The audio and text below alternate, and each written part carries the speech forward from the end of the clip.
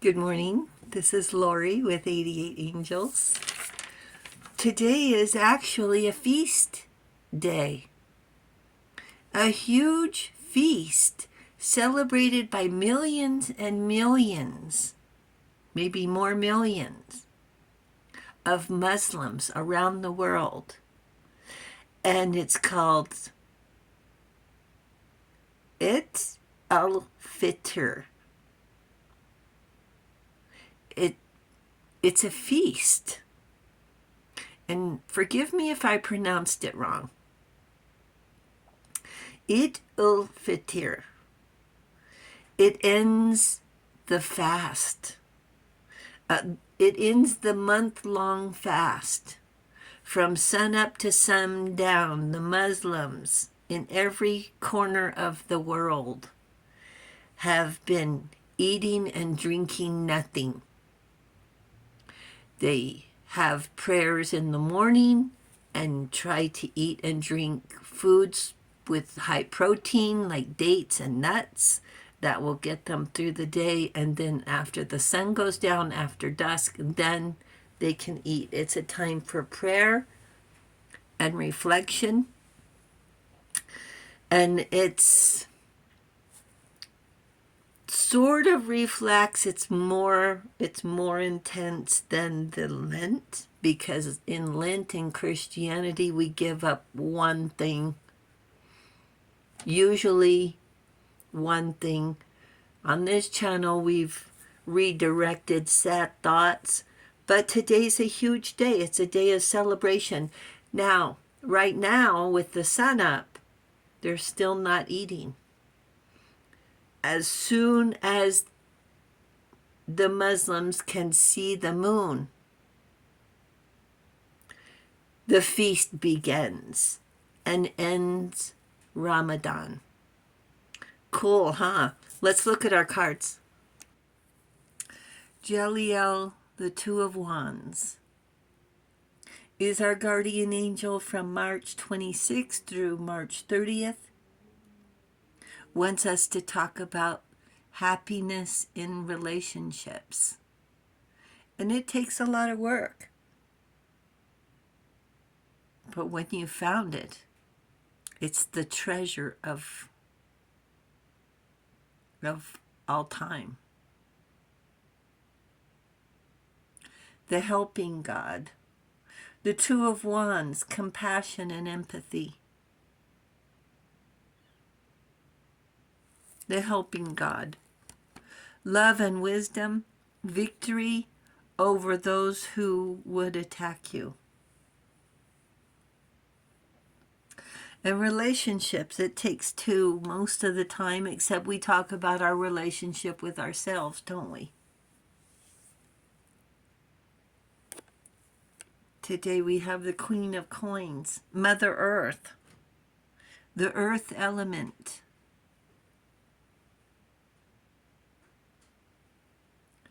The other day, Father Earth was spending time on the ocean shores, watching the lava and the water intermingle, making new land, creating a miracle. Now we have Mother Earth, and she's not happy.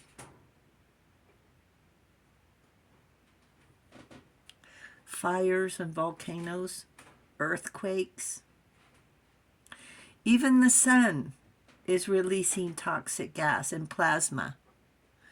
I don't know if you've had the pleasure of watching the Northern Lights, but it's all about the sun and the electric magnetic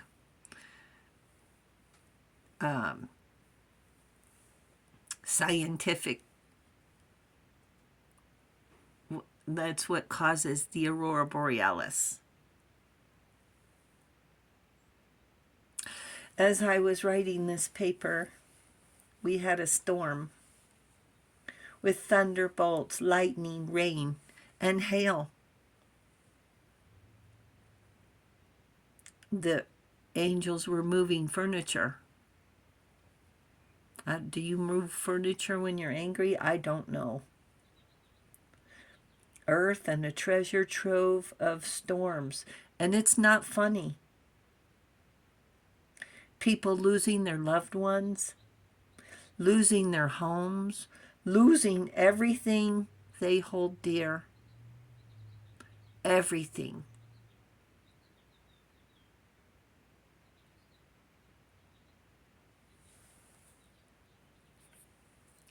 Eight of Cups is letting go. Walking away from abundance. Giving up. But what if it's letting go with no choice but to let go, to move on, carrying grief with no suitcase? We have our gifts of empathy, compassion. But how can you get money without an ID? Especially if you're underage. Where do you go if you lose your family? If they're lost? I'm not talking about Disneyland. And who knows where there's money but the Queen of Coins? When there's devastation, where do you go? Who do you trust? Everyone wants the same thing. A warm meal, a warm bed, safety. If there's a disaster nearby, would we be able to open our doors? Our doors. And there's a disaster worldwide.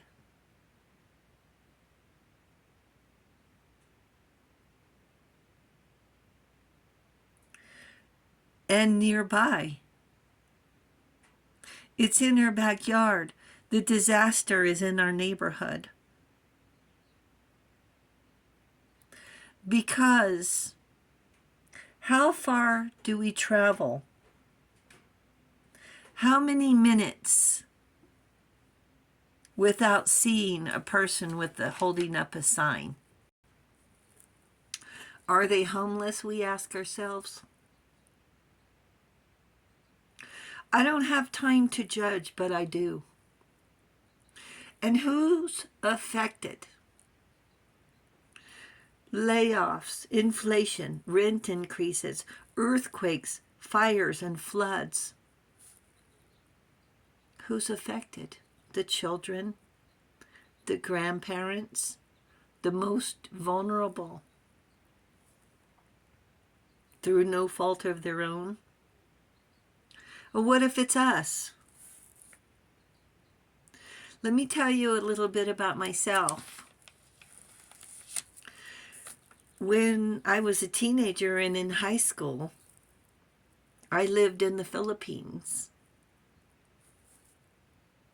for 2 years, about 2 years, we'll say 2 years. I was in, among others, this was the most significant, I was in 8.5 earthquakes, 8.5, with 10,000 or more or less. I think at 10,000 they lost count, aftershocks. So what we would do is, we lived with the constant shaking of the earth. Thank you, Mother Earth. But we lived continuously that at any second the earth was going to open up. And me being a child, that's what I thought was going to happen. And it was within possibilities. Who's to say no? I kept a to-go bag on the doorknob, expecting any moment, and it happened all the time. No matter what I was doing, I felt the earth shake. I'd grab my to-go bag. It didn't take 1 second because it was already ready. Ran out the front door and ran down the street. In case the earth opened up, I had enough momentum to jump over any crevice. The crazy thing is, what was in the to-go bag in a teenager? I mean, back then, I don't know if we had really IDs, maybe a school ID. That didn't mean anything. I was clearly an American in foreign soil in the Philippines. I didn't have a Band-Aid in the to-go bag, not one Band-Aid. I put my babysitting money and trinkets. That's what I had. That was what was valuable to me. I was a teenager. I didn't know that I needed what? What did I need? I couldn't leave a sandwich in the to-go bag for a week.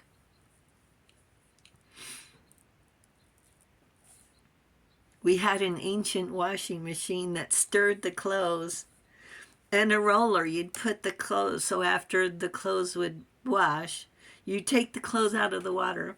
Excuse me one sec. Okay, so you take the clothes out of the water, run them through a wringer. There was like those spaghetti rollers that make the noodles thinner and thinner. Well, anyway, it always broke buttons. It was just an amazing place to live. Different. It was so different. And that's the beauty of travel. You go to these different places, you appreciate what you have. Now, there were skyscrapers in Manila, but where we lived, there were no skyscrapers. There was maybe a second floor. I don't remember going into any tall buildings on a regular basis. Our school was one story. So when the earth would shake in school, boom, out the door. Well, when the teacher said, no, you have to, she said to me, I don't care if it's an earthquake, you sit in your chair. Well, then the earth just kept going boom, boom, boom, boom, boom, boom. Imagine sitting in a chair and someone's just kicking the chair as hard as you can, and how can you stay in your chair? So finally she said, okay, everybody outside. Well, already it was just nuts. It was nuts, the teacher saying stay in your chair. Like it was only going to last 15 seconds. I don't care, 15 seconds. I could be down the street. That's how fast I could run.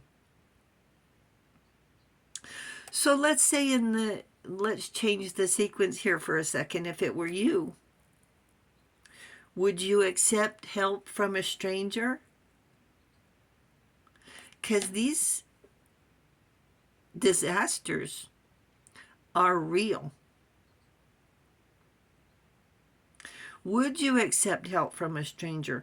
Would you be willing to go into their home, sleep in their house, eat their food, and feel welcome and safe? That's the bottom line right there. Now, the angels, and my throat just tightened up. The angels say there's going to be a breakthrough, slow at first, like test to match people with compatible roommates. I don't know how many people in America have a guest room, a fold-out sofa, and they're going to be matched, and I don't know how, and the angels didn't say, but it's going to be based on something unusual like astrology or hobbies. And it's going to maybe eliminate homeless worldwide like a miracle. And then again, the technology is going to explode. A hope is not lost. Think of how many meals we could go without. How hungry we would need to be before relinquishing our dignity and standing on a street corner with a sign asking for change. listening to insults for food, for money. I used to see signs saying, I will work for food. Now it's help a veteran. And I don't know why, if it was a couple of years ago, the firemen stopped the boot drive on Memorial Weekend. I don't know, but when they stopped it, I'm like, well, where's the firemen in with the boots? I don't know what happened. And where is the closest food bank? And I'm guilty too. I don't know where the closest food bank is. I remember a while ago getting the whole bags and taking it to the food bank, but I think where I took it changed to a school or something. I just can't remember.